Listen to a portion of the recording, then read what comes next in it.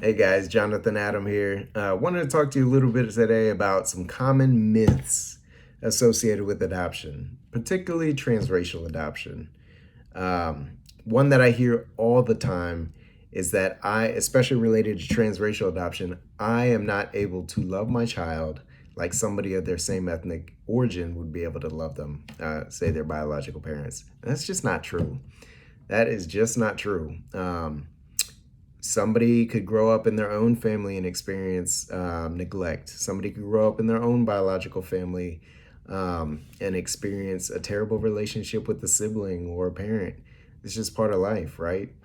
So it's not necessarily a guarantee that because you adopt a child, that somehow you can't love them the same way that their biological parents could love them. Common myth, right? Another common myth is that differences will just fade away, they'll go away over time.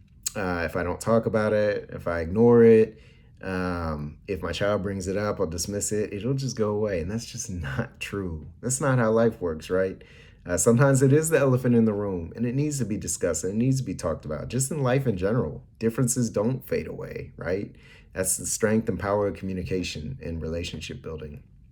Another one that I can think of is that adoption is harmful for children.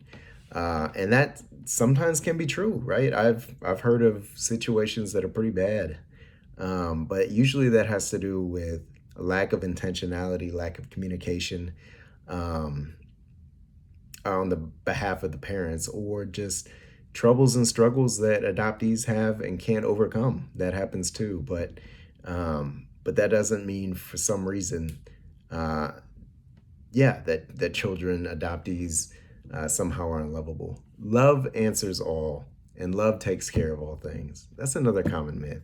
Love isn't enough. I love to believe that if I'm loved enough, that I won't struggle with certain things, but it's just not true.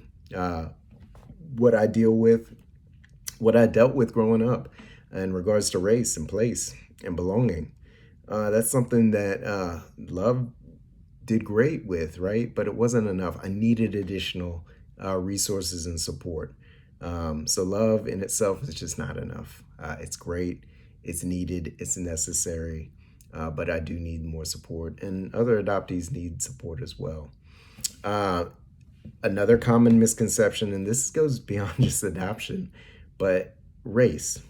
If we don't talk about it, it won't exist. Or if we don't talk about it, it won't be an issue. And that's just not true. Especially as a transracial adoptee, walk through every day in my skin.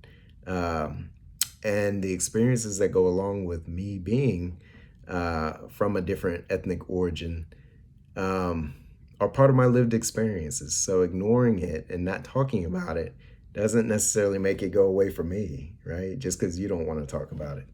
And so part of that intentionality, part of that is more than just love, is talking about it. It is the elephant in the room a lot of times, but it's a myth to believe that if we don't talk about race, that somehow it will go away. These are just some common myths. Talking about race will not breed racism. It will only strengthen bonds, strengthen relationship, and build understanding, especially if we're open to it. So I encourage you, especially if you're raising a child of a different ethnicity than yourself, lean in to race, lean into ethnicity, lean into heritage, because those are going to be the roots that your child can stand by. Um, in addition to so many other things that you will provide your child. I hope this is helpful. Be blessed and have a wonderful Christmas holiday.